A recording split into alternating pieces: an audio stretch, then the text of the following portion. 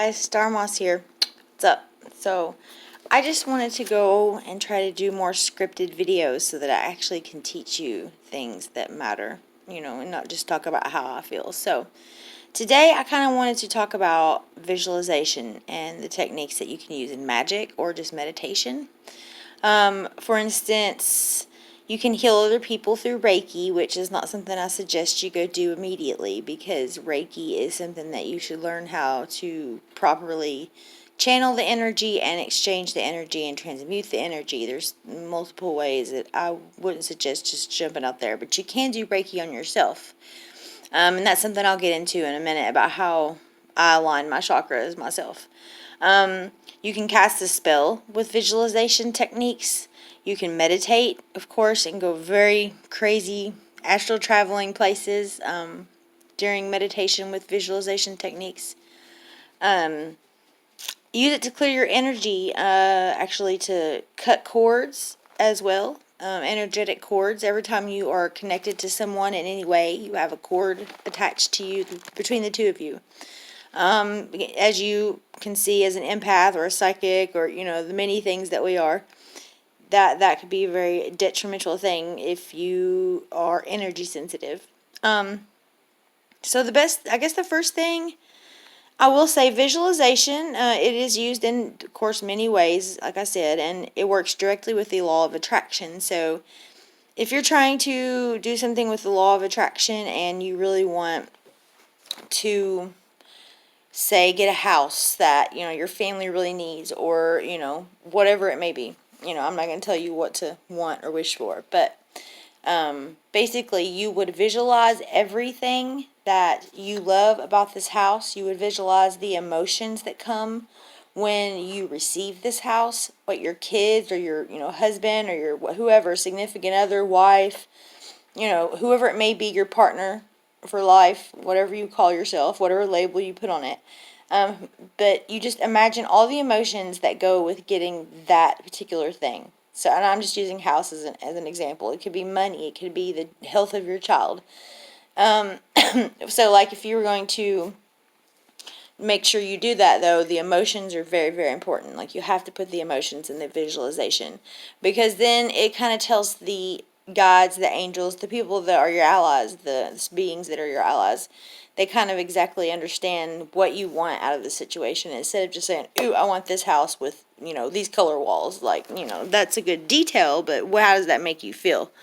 So, I was going to say also, it's how you astral travel in visualization starts. So, it's how you start astral traveling. And my story with astral traveling is actually pretty funny. So, for me it was. I didn't even know I was astral traveling at that point. I was in a meditation with a friend, and we were doing a meditation. She was in another state. I was in my state, and here in the U.S.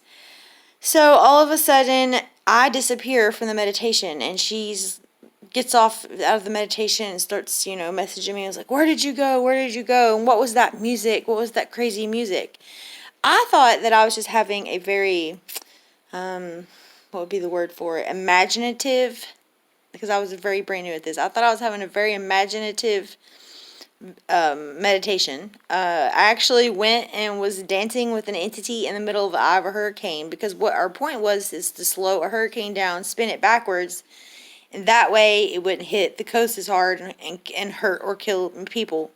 So I ended up dancing with an entity and left my body and didn't really realize it until it was already happening. Very interesting. I'll come up with the full details of that story another time. So I wrote all this down, so just like I said, I wanted to do more scripted videos so you can actually learn something instead of just hear me talk. Boundaries. So I was talking about cord cutting. The cords between, say you meet somebody that you get along with, okay, but they have a real negative way about them, and even though you want to stay their friend, possibly maybe help them, or not, either way, maybe you don't. You got to sit and visually imagine where they are, where you are.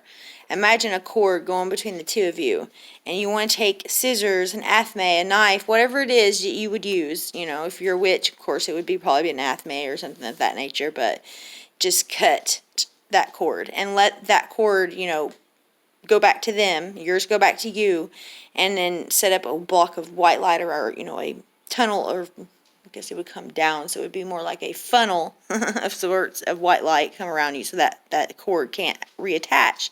Some people are energy vampires, so their cords are going to automatically want to reattach because they need to suck that energy out of you. So that's, something that can help with energy vampires as well.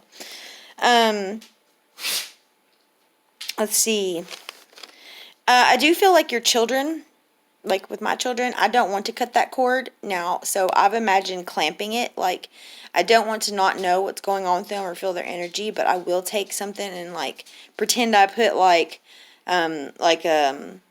something like you would bend a water hose, or take a chip clip and put it over it, or just something, whatever you can think of, whatever works for your mind, your third eye, whatever works for your third eye. That's where all this visualization is going to come from, is your pineal gland, and it's what sends out the energy that changes the situation. When you're using visualization, your pineal gland is going to send out that energy.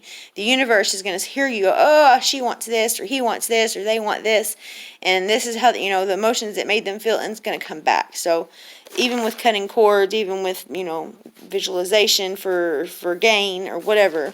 Also, you can do your spells with visualization. That way, like say, trying to remove a curse.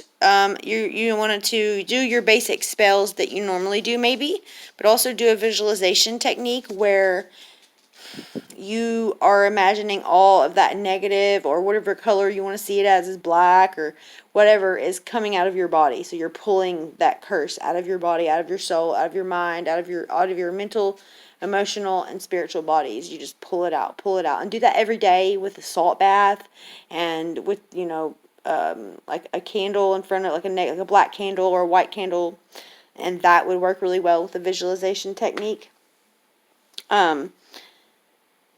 And like I said, this is all in your third eye, so you can imagine anything. Like, okay, so here's how I do my chakras. Like, they show computers, and they may even have them this way, but it's kind of like the smart glass, and you can move things around on it.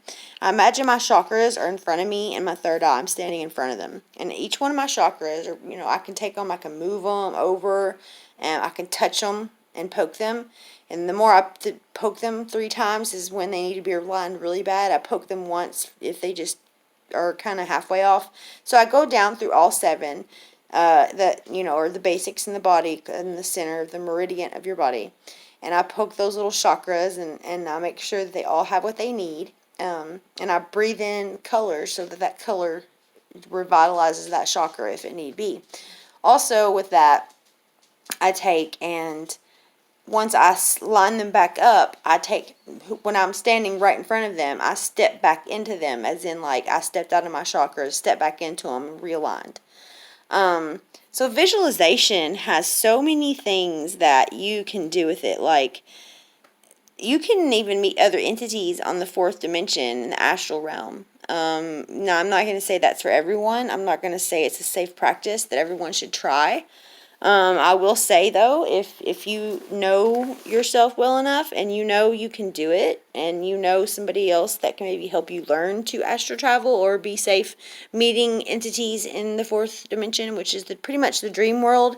I cannot access the dream world in my sleep because I never remember my dreams. I think there's a reason for that, but I do access the 4th dimension in a lot of my meditations, quite often, actually. I don't know if I could say percentage-wise, but I just think that visualization is a very important thing when it comes to magic. When it comes to a light worker, I don't care if you're a black magic witch, a satanic witch, a light working witch, a Christian witch. I don't care if you're a light worker, a shaman, a way shower, an indigo child, a crystal child, a star seed. Visualization is for humanity. You can put all these labels on it all you want, but visualization is something that we've had for thousands and thousands of years, and it's something that we have had at the tip of our finger for thousands of years. Start trying to use it and see, like, you can even visualize goals, and make those a manifestation of your goals. Try it. Just try it and see. And if you get a result, then message me. Tell me your result. I want to hear all about it. This is pretty much going to be the end of this video. We'll get into more things about chakras and just different things that I know, certain things and stuff. I get a little nervous making these videos still, you guys. I don't know why. So sorry for tripping over my words. But I want you to understand that there are so many ways to do magic and so many ways to heal people and so many ways to help other people. And visualization is just one aspect, and we'll continue to go over more aspects. Just, try this one out. Let me know what happens. Like and subscribe, please. Share with your friends. And anytime, like I said, I'm doing discounted readings right now during the coronavirus because I know everybody can't afford things that they want and everybody's unsure of the future.